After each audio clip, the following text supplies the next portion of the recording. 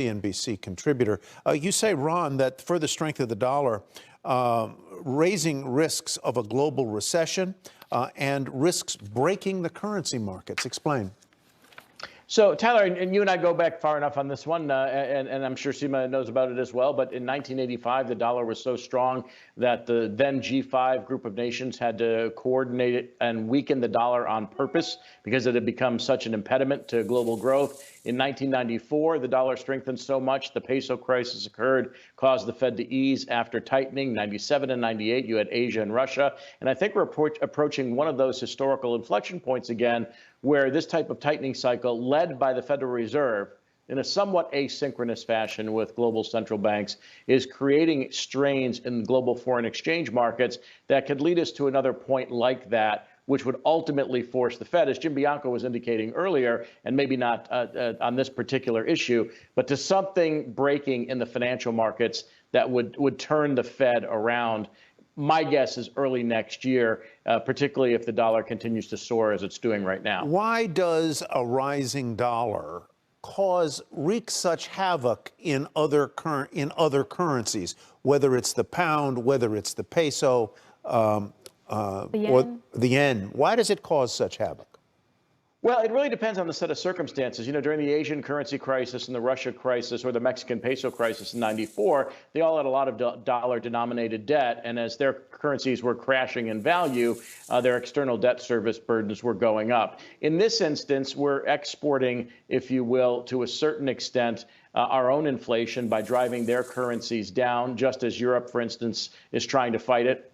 Britain is trying to do whatever it can do to sustain its economy. And at some juncture, particularly in emerging markets where I watch even more closely, you do have that risk of external dollar-denominated debt becoming more burdensome and causing problems in the global financial architecture that then leads to, now, in the case of Japan, a developed nation, first intervention since 1998 to support the currency, or in the cases of emerging markets, the type of thing that could really unsettle their already inflation-burdened economies. And so I think that becomes problematic. And the risk of then a global recession is the type of thing that maybe gets the Fed to stop, look, and listen. You know, it's interesting. You mentioned the Plaza Accord, or referenced it, Ron. Back in 2012, when the yen hit a high, an all-time high against the dollar, we actually saw a number of Japanese automakers move production to the U.S. to benefit from the forex changes. I'm wondering if we could see the opposite happen if the dollar continues to strengthen. Well, that's not the current trend, right? So we're deglobalizing, Seema, and we're seeing more actually foreign manufacturers come to the United States more for security reasons than for currency appreciation reasons, right? I mean, their currencies are very weak, which make their products more attractive here in the United States. So whether we were to offshore, which is not in vogue at the moment, is more these days a supply chain security question than a supply chain efficiency question, different set of circumstances in a post-pandemic environment and in a post-war environment. So I think maybe not, but I do think that the strength of the dollar and the rapid rise in interest rates is threatening the global financial architecture and is going to expose some weakness somewhere at some juncture in the future that creates that breaking point that Jim talked about earlier and prompts the Fed to stop raising rates. So what if that happens?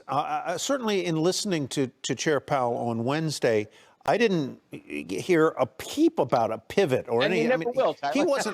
He wasn't letting any air in there at all. No, I get it. And they never do, right? I mean, in 1994, everyone talks about that engineered soft landing. The only reason the Fed stopped raising rates in 94 was that the Mexican peso crisis occurred. Orange County went bankrupt in December of that year. A money market mutual fund broke the buck, and the Fed stopped. In 97, they were going to tighten. Then it was the Asian currency crisis. 98, they wanted to tighten. Russia defaulted on its debt. Long-term capital collapsed, and the Fed eased. But here the stake of that, isn't it, Ron, is that if you have that kind of intervening crisis and the Fed is forced to pause or led to pause, then what happens to inflation, to its fight on inflation? Does that go on pause? And do you, because if inflation isn't tamed, you've got a huge long-term problem. So you referenced Jeremy Siegel earlier, and he's now saying that inflation is collapsing after complaining about it being too high last year and the Fed being behind the curve, and that rents are going to come down and CPI is going to crash. So where I part company with Jim Bianco, my very good friend, is I do not think that inflation is entrenched. I still think it's transitory in the loosest sense of the word, being not permanent. And I think we're already seeing inflation roll back, and the Fed's probably done enough to ensure that we're going to see a weaker economy, less inflation. The wage question really is around population and labor force growth, not around an overheating economy. So I think there's so many disparate and moving parts that interest rate policy is not the cure-all for some parts of these inflation questions, like wage inflation. But the Fed's already done enough to tame goods and services inflation going forward. And if they keep going, they will break something. All right. Ron, thank you very much. Have a great weekend. You too. Thank you. Good to see you.